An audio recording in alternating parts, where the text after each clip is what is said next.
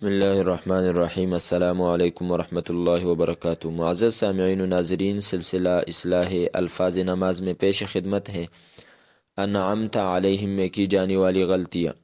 معزز دوستو، انعمت علیہم کا درست تلفظ یہی ہے جو آپ نے سنا، یعنی انعمت علیہم، اور اس درست تلفظ کے مطابق اس کا معنی ہے کہ اے اللہ، جن لوگوں پر آپ نے احسان فرمایا۔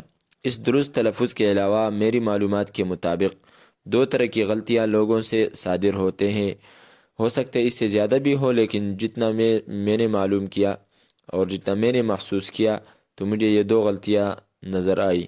ایک یہ کہ انعمت علیہم کی جگہ انغمت علیہم لوگ پڑھتے ہیں، یعنی عین کو تبدیل کر کے غین پڑھنا۔ دوسرا یہ کہ عین کو اتنا ہلکا کرتے ہیں کہ یوں لگتا ہے کہ جیسے یہ عین نہیں پڑھ رہا، چنانچہ وہ انعمت علیہم بن جاتا ہے۔ اب جو شخص انغمت علیہم پڑھے گا تو معنی میں کتنی تبدیلی آئے گی؟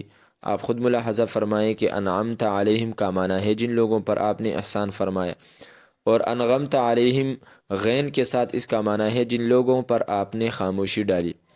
یہی وجہ ہے کہ عرب لوگ جب ایک شخص خاموش ہو جاتا ہے اور منہ سے ایک حرف بھی نہیں نکالتا، ایک لفظ بھی نہیں نکالتا، تو عرب کہتے ہیں سکت فما نغم بحرف، فلاں شخص اتنا خاموش ہوا کہ منہ سے ایک بات بھی نہیں نکالی۔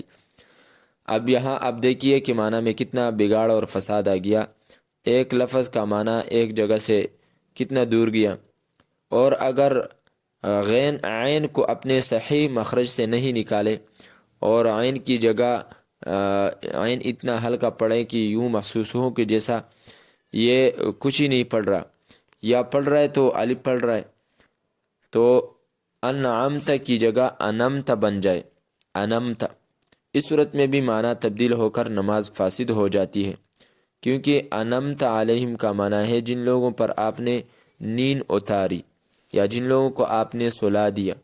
اب یہاں بھی معنی میں بہت بڑی تبدیلی آ گئی، جس سے نماز اپنی جگہ درست نہیں باقی رہتی۔ دوستو، ان کلپس کو آپ خود بھی سنیں اور اپنے دیگر دوستوں کو بھی سنائیں، تاکہ آپ نماز کی اس درستگی کے ثواب میں ہمارے ساتھ شامل ہو سکیں۔